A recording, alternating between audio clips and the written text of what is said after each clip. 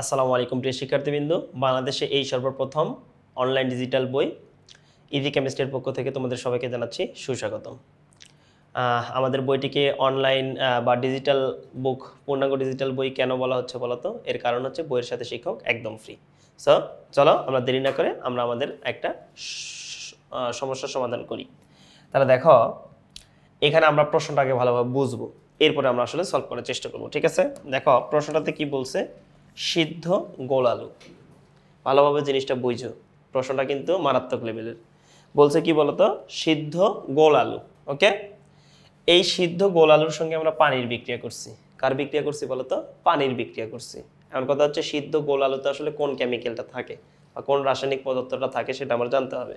মনে রাখবা, এখানে যেটা থাকে সেটাকে বলা হয় ethyl অ্যাসিটো acetate.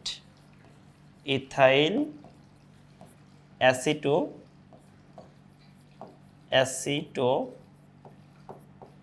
Acetate. Okay, acetate, এই যৌগটা বিদ্যমান। এর সংকেতটা কি? এর সংকেতটা হচ্ছে C6H10O3। কি বলতো? সংকেতটা হচ্ছে C6H10O3। ওকে, তাহলে এটা হচ্ছে আমাদের ইথাইল অ্যাসিটো অ্যাসিটেট। এখন তুমি লক্ষ্য করো, এখান থেকে আমরা এই ইথাইল অ্যাসিটো অ্যাসিটেটকে পানির উপস্থিতিতে বিক্রিয়া করছি একটা এনজাইমের উপস্থিতিতে। সেখান থেকে আমরা এ যৌগ পাইছি। এই যৌগটা তার মানে কি জানো? গ্লুকোজ, অর্থাৎ C6H12O6। ওকে, এই যে দেখো এনজাইম, আবার এই গ্লুকোজটাকে আরেকটা এনজাইমের উপস্থিতিতে কি করলাম বলতো? এটাকে আমরা জারণ করলাম বা বিক্রিয়া করলাম। সেখান থেকে বি যৌগ পাইছি, তার সঙ্গে কার্বন ডাইঅক্সাইড পাইছি। তার মানে বি যৌগটা আসলে কি জানো? বি যৌগটা হচ্ছে আমাদের আসলে কি ছিল বলতো? একটা অ্যালকোহল। তাহলে এটা কিন্তু একটা কি বলতো? অ্যালকোহল, অর্থাৎ ওএইচ কার্যকরী মূলক কিন্তু বিদ্যমান থাকবে। ঠিক আছে, আচ্ছা এখন আসো, অ্যালকোহল বলতে এখান থেকে আসলে ইথানল উৎপন্ন হয়। অর্থাৎ আমি যদি বলি CH3 বন্ড হচ্ছে CH2 বন্ড হচ্ছে কি বলতো? ওএইচ, ইথানল উৎপন্ন হয়। ওকে, এখন আসো, এখন এখানে এ ও বি কিন্তু প্রতীকী অর্থে ব্যবহৃত হয়েছে, এটা কোনো রাসায়নিক সংকেত না। ওকে, আচ্ছা আশা করি এতটুকু আমরা বুঝছি। চলো আমরা ক খ আগে পড়ে ফেলি। ক নাম্বারে বলছে পানি যোজন বিক্রিয়া কাকে বলে? দেখো, কোনো আয়নিক যৌগ কেলাস গঠনের সময়, আমি আবারও বলতেছি, কোনো আয়নিক যৌগ কেলাস গঠনের সময় অসংখ্য পানির অণুর সাথে যে যুক্ত হওয়ার যে প্রবণতা বা যে প্রক্রিয়া, সেটাকে আমরা বলতেছি হচ্ছে কি বলতো? পানি যোজন বিক্রিয়া। তাহলে কোনো আয়নিক যৌগ কেলাস গঠনের সময় অসংখ্য ক্ষুদ্র ক্ষুদ্র পানি অণুর সাথে যুক্ত হওয়ার যে প্রক্রিয়া, সেটিকে আমরা বলি পানি যোজন বিক্রিয়া। আশা করি ক্লিয়ার তোমরা। এখন আসো, আমাকে বলছে খ নাম্বার প্রশ্নে বলছে রাসায়নিক সাম্যাবস্থা একটি চলমান প্রক্রিয়া। রাসায়নিক সাম্যাবস্থা জিনিসটা কি? দেখো, সাম্যাবস্থা বলতে কি বোঝানো হয়? ধরে নাও এ একটা বিক্রিয়ক, বি আরেকটা বিক্রিয়ক, এরা বিক্রিয়া করলো, বিক্রিয়া করে ধরে নাও C+D উৎপন্ন হলো। এখন কথা হচ্ছে, এই বিক্রিয়াটা সাম্যাবস্থায় কখন আসবে? যখন এই বিক্রিয়াটার সম্মুখমুখী বিক্রিয়ার হার এবং পশ্চাৎমুখী বিক্রিয়ার হার সমান হবে, তখন সেটাকে আমরা বলবো বিক্রিয়াটির সাম্যাবস্থা। বিক্রিয়াটা কি সাম্যাবস্থায় কখন আসবে বলতো? যখন বিক্রিয়াটার সম্মুখমুখী বিক্রিয়ার হার এবং পশ্চাৎমুখী বিক্রিয়ার হার সমান হবে। এখন দেখো, যখন সম্মুখমুখী বিক্রিয়ার হার এবং পশ্চাৎমুখী বিক্রিয়ার হার সমান হয়, তখন বিক্রিয়াটার সাম্যাবস্থায় আসে। অর্থাৎ এক্ষেত্রে দেখো, বিক্রিয়ার গতিটা এমন হয়ে যায় যে বাইরে থেকে দেখে মনে হচ্ছে বিক্রিয়াটা থেমে গেছে, কিন্তু আসলে কি বিক্রিয়া থেমে যায়? না, এটি কিন্তু একটা চলমান প্রক্রিয়া। তার আরেকটা জিনিস এখানে মাথায় রাখবো, একটা বিক্রিয়া যখন সাম্যাবস্থায় চলে আসে, তখন তার ঘনমাত্রা কিন্তু ফিক্সড হয়ে যায়, অর্থাৎ তার ঘনমাত্রা কিন্তু পরিবর্তন ঘটে না। তাহলে ঘনমাত্রা পরিবর্তন কখন ঘটবে? যখন তুমি বাইরে থেকে নিয়ামকের প্রভাবক চেঞ্জ করবা। ওকে, তাহলে যেহেতু এটি একটি কি গতিশীল প্রক্রিয়া, বুঝতেই পারতেছি যে এদের গতিটা আসলে এমন হয়ে গেছে যে বাইরে থেকে দেখে মনে হচ্ছে বিক্রিয়াটা থেমে গেছে, কিন্তু আসলে বিক্রিয়া থামে নাই। সে এমন একটা গতিতে আছে যেটাকে বাইরে থেকে দেখে মনে হচ্ছে কি আছে বলতো? স্থির আছে। তার মানে বুঝতেই পারতেছি এটি একটি গতিশীল অবস্থা বা চলমান প্রক্রিয়া। ওকে, তাহলে দেখো, আশা করি খ নাম্বার প্রশ্ন আমরা বুঝতে পেরেছি। গ নাম্বার প্রশ্নে কি বলছে দেখো তো? গ নাম্বার প্রশ্ন বলছে এ যৌগের প্রতিটি মৌলের শতকরা সংযুক্তি নির্ণয় করো। তাহলে এই যে এ মৌলটা, অর্থাৎ গ্লুকোজের প্রতিটি মৌলের শতকরা সংযুক্তি বের করতে বলছে। ঠিক আছে, তাহলে চলো আমরা এটা একটু সলভ করে ফেলি। তাহলে দেখো, সিদ্ধ গোল আলু, তাই না? ওকে, তাহলে আমরা যদি গ নাম্বার প্রশ্নটা একটু সলভ করার চেষ্টা করি, তাহলে তুমি কি দেখবা বলো তো? সিদ্ধ গোল আলুতে কি থাকে বলছি? ইথাইল অ্যাসিটো অ্যাসিটেট, অর্থাৎ C6H10, তারপরে কি বলতো? O3। তো এই যৌগটার সঙ্গে আমরা কার বিক্রিয়া করছি বলতো, পানির বিক্রিয়া করছি, অর্থাৎ H2O। যদি আমরা বিক্রিয়া করি এখানে একটা এনজাইমের উপস্থিতিতে বিক্রিয়াটা হবে, কি হবে বলতো, এনজাইম। ওকে, তাহলে দেখো এই যে এনজাইমের উপস্থিতিতে যে বিক্রিয়া হলো, ওকে, তাহলে বিক্রিয়া হলে এখান থেকে আমরা কি জিনিসটা আসলে পাবো বলতো, C6H12O6। কি পাবো বলতো, C6H12O6। এটা তাহলে কে ছিল বলতো, এ যৌগ। তাহলে এ যৌগ এটা একটা কি বলতো, গ্লুকোজ। এখন আমাকে বলছে এই গ্লুকোজের ক্ষেত্রে প্রত্যেকটি পরমাণুর কি করো, শতকরা সংযুক্তি নির্ণয় করো। তাহলে এখন আসো শতকরা সংযুক্তি আমরা কিভাবে নির্ণয় করতে পারি। শতকরা সংযুক্তি বের করার জন্য আমাকে প্রথমে যে কাজটা করতে হবে, C6H12O6 এর আণবিক ভর বের করতে হবে। কি বের করতে হবে, আণবিক ভর। তাহলে আণবিক ভর আমরা কিভাবে বের করব, কার্বন হচ্ছে 12 ইন্টু কার্বন পরমাণু ছিল 6 প্লাস হাইড্রোজেন হচ্ছে 1, হাইড্রোজেন পরমাণু ছিল 12 প্লাস কি বলতো, অক্সিজেন হচ্ছে 16, অক্সিজেন পরমাণু ছিল 6। তার মানে টোটাল যদি আমরা লক্ষ্য করি আসবে কত, 180। তাহলে যৌগের আণবিক ভর কিন্তু আমরা বের করে ফেলছি। এখন শতকরা সংযুক্তি বের করতে হবে। তাহলে দেখো এখানে কে কে আছে, কার্বন, হাইড্রোজেন এবং অক্সিজেন। তার মানে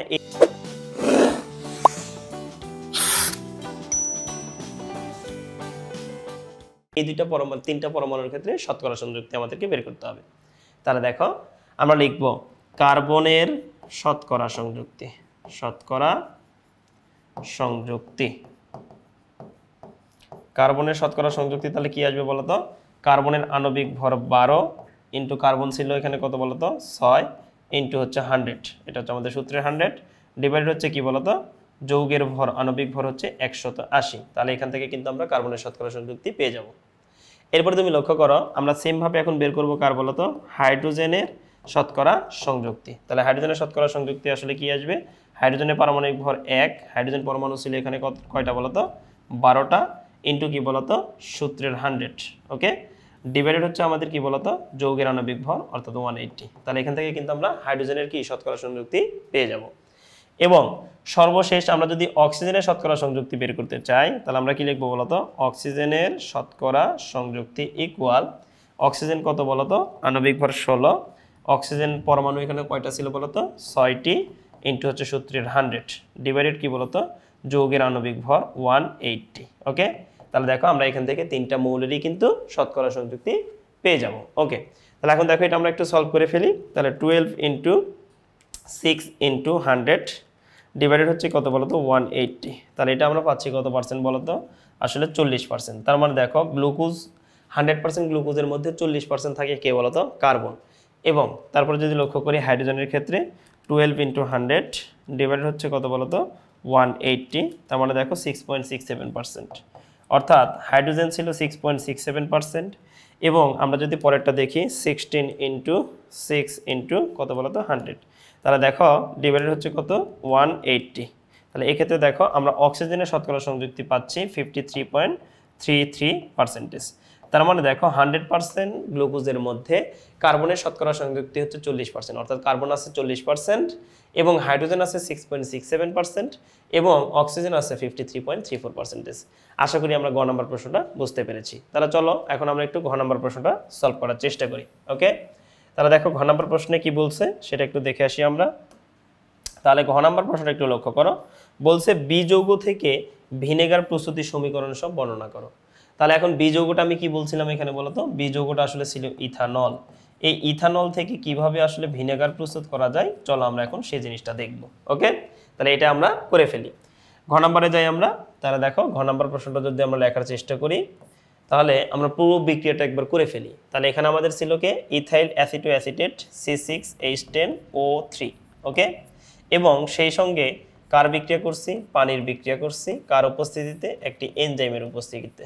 ওকে, এনজাইম। তাহলে এনজাইমের উপস্থিতিতে বিক্রিয়া করলে এখান থেকে আমরা আসলে কি পাবো বলতো, আসলে এখান থেকে আমরা পাবো হচ্ছে C6H12O6। এটা হচ্ছে আমাদের এ যৌগ, তাই না? এইটাকে আমরা আবার কি করছি বলতো, প্রশ্ন একটু দেখে আসি আমরা। তাহলে দেখো এটাকে আবার এনজাইমের উপস্থিতিতে বিক্রিয়া করছি। তাহলে ধরে নাও এনজাইমের উপস্থিতিতে বিক্রিয়া করলে আমরা কি পাচ্ছি বলতো, এনজাইম। তাহলে এনজাইমের উপস্থিতিতে বিক্রিয়া করলে আমরা এখান থেকে দেখতে পাচ্ছি, দেখো আমরা বি যৌগ পাবো। সেটা কি আসলে হবে বলতো, CH3 বন্ড CH2 বন্ড কি বলতো, OH। এটা হচ্ছে আমাদের বি যৌগ এবং তার সঙ্গে কি উৎপন্ন হবে, কার্বন ডাই অক্সাইড গ্যাস। ওকে, এখন আমাকে প্রশ্নে কি বলছে বলতো, প্রশ্নে বলছে যে এই যে বি যৌগটা আমরা পাইলাম, এই বি যৌগ থেকে কিভাবে আমরা ভিনেগার প্রস্তুত করতে পারবো। আসলে ভিনেগার জিনিসটা কি? ভিনেগার হচ্ছে ইথানোয়িক অ্যাসিডের 6 থেকে 10% জলীয় দ্রবণ।